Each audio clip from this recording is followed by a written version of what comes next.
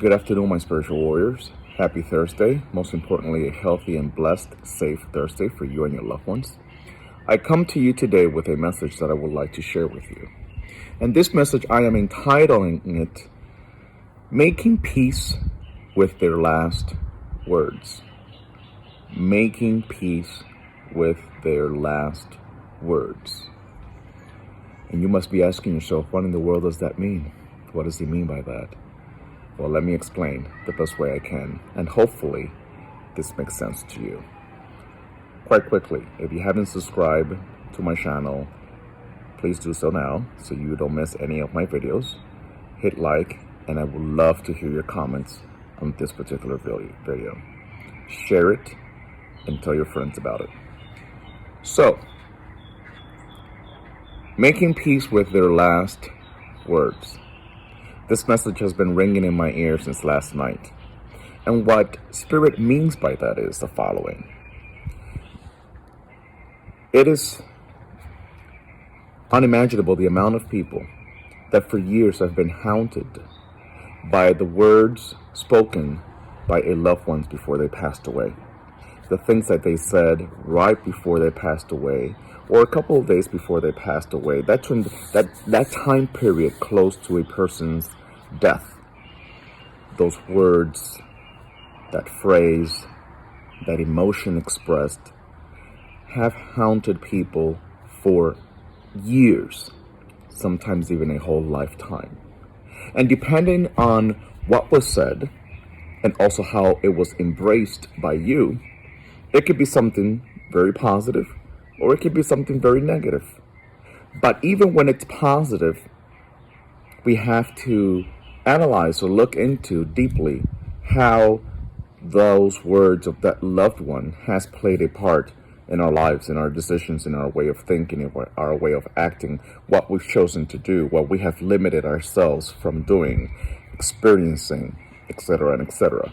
And in a negative manner, how that phrase, that expression, those words have played in the background, have replayed over and over again in your mind, impeding you to really tap into the very best version of yourself.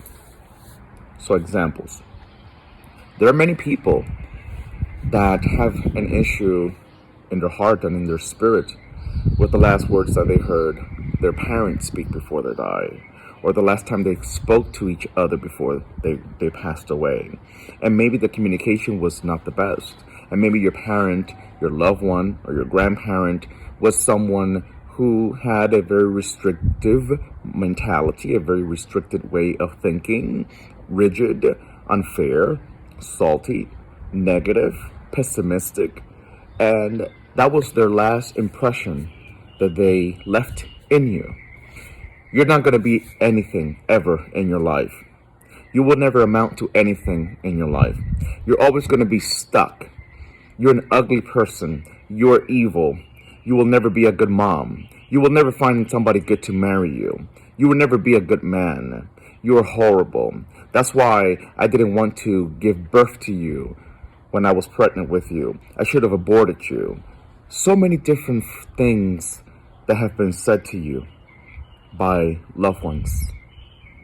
And it could be someone that raised you, not necessarily someone that carries your same DNA and your blood, but it could be someone else that raised you, maybe foster parents that you had, anyone that you grew up with, and anyone that was around you, and whose actions and words impacted you in a very deep, profound level. And what I want to bring to you today, as best as I humanly can as a spiritual vessel, is to invest in you the power that helps you release that negative vibration and the effects that it has had over your life for such a long period of time. And this goes so deep. It can go so deep because it can extend into many different paths in one's life. We have the words of maybe not necessarily a family member, not necessarily a parent, but we have also those individuals that battle with the words that their ex spoke over them. And maybe it's someone that has already departed, maybe it's someone that has already passed away, but the impression they left in you, the taste that they left in your spirit has been so negative and so emotionally and energetically consuming that you still yet fight with that memory. You still fight with those words spoken to you by that person. Maybe it was that husband, maybe it was that wife that said that you are not good enough, and that you're ugly, and that you're not even beautiful, and that no other man is going to ever want you. And who's going to want you with 2 and 3 kids? Who's going to want you with kids with half different fathers? Having you look at yourself, who's going to want you? Who's going to take care of you? Who's going to protect you? Nobody wants you. Or maybe it's that person that keeps reminding you, whose words consistently reminds you of the negative things that you did do in your past, of the negative things that you did partake, of the things that you wish you could erase out of your memory bank. And this is where you should build a relationship with God, with Spirit, with Olofin, with Nsambi, with the Divine Creator, with the King of Kings, with the Rock, with the Alpha and Omega. Whatever you deem responsible and call the source of life, this is a need for you to build a close relationship with that source so that you can sever ties, kill, and bury those words that replay in the back of your mind that does not let you grow, does not let you expand, does not let you embrace yourself, does not let you be the best version of you, does not let you walk forward into the fullness of your destiny, does not let you really sit comfortable in your life. And you'd be surprised how those words spoken plays a role in how you interact with significant other, in how you interact with your children, in how you treat yourself, in how you manifest yourself at work, and how you definitely just carry yourself each day of your life.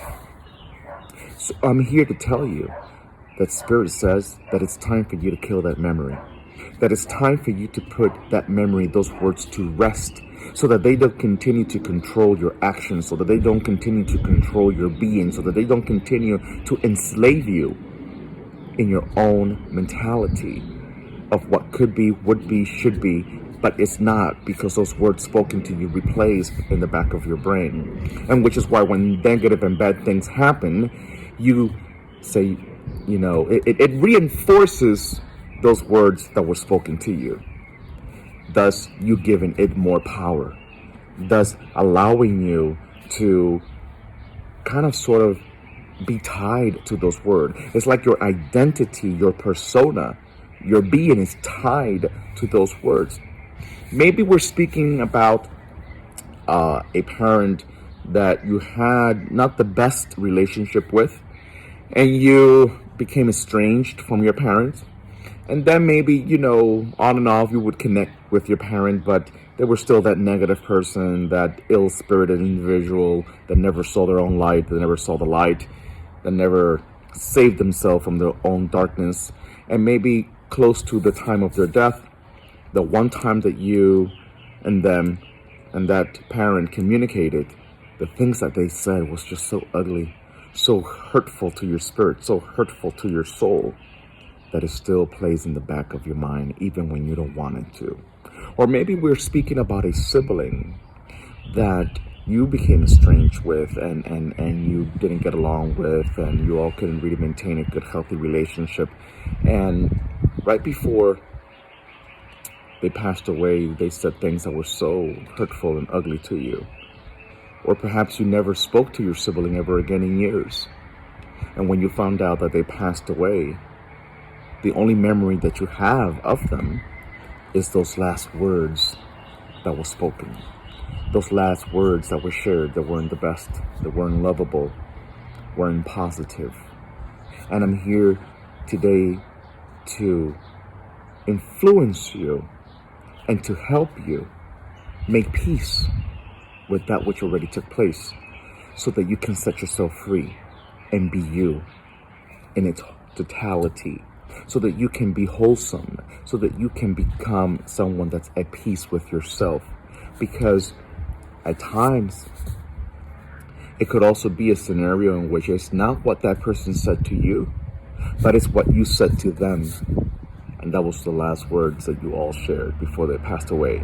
So then now it's your own words that replay and over again in the back of your mind, not letting you feel free, not letting you be whole, not letting you feel at peace with yourself. Because the last time I saw my mom, or the last time I spoke to my dad, or the last time I talked to my sibling, I said, I hate you. I said, I hope you die. I said, you're an ugly person and I don't want you in my life. And you never spoke to them again. And the next time you heard about them was at their funeral. The next time you saw them was in their funeral. Or the last time that you remember speaking and knowing of them was that time that voice, those voices, that expression, those words was shared and has haunted you forever.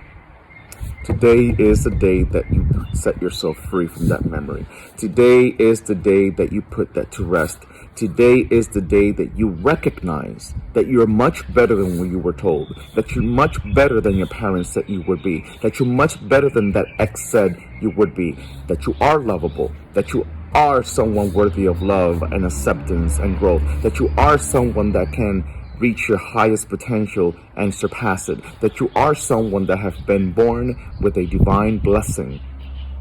Even if your parent was someone that gave birth to you and they didn't want you, even if your parent was someone that gave birth to you and it wasn't a loving relationship that they had with your father, even if your mama gave birth to you out of as a consequence of a one night stand, even if your mama gave birth to you and decided to give you up, you were born to that circumstance, but that circumstance does not define you. But regardless of what the scenario is, you're not a slave to that history, should not continue to be a slave to that history like you have allowed yourself to do. I am here to tell you that you're much bigger, that you're much more beautiful, that you're much more capable, that you're much more intelligent than those words that were spoken onto you. I'm here to tell you that you have the capacity to be at peace with yourself, regardless of what was those last words that you expressed to that loved one and they passed away with that memory of you. I'm here to tell you that regardless of what the scenario and the circumstances are, that you do deserve freedom from that history, from that memory, from those words that play like a broken record in your mind.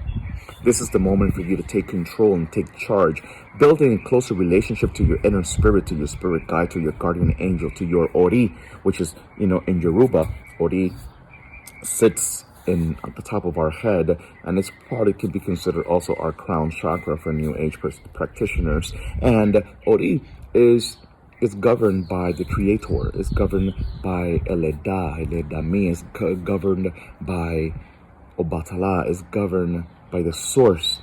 And you need to build a relationship with your source. You need to build a relationship with your guardian angel. You need to build a relationship with your incarnate spirit so that you can reach in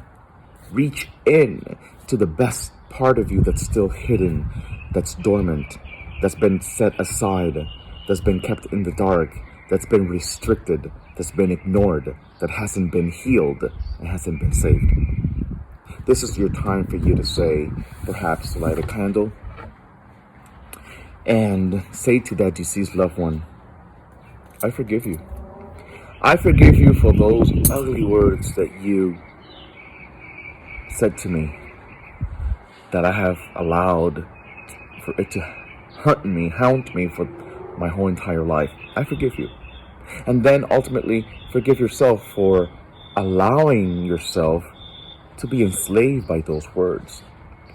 Give yourself forgiveness for not reaching in and bringing the best out of you.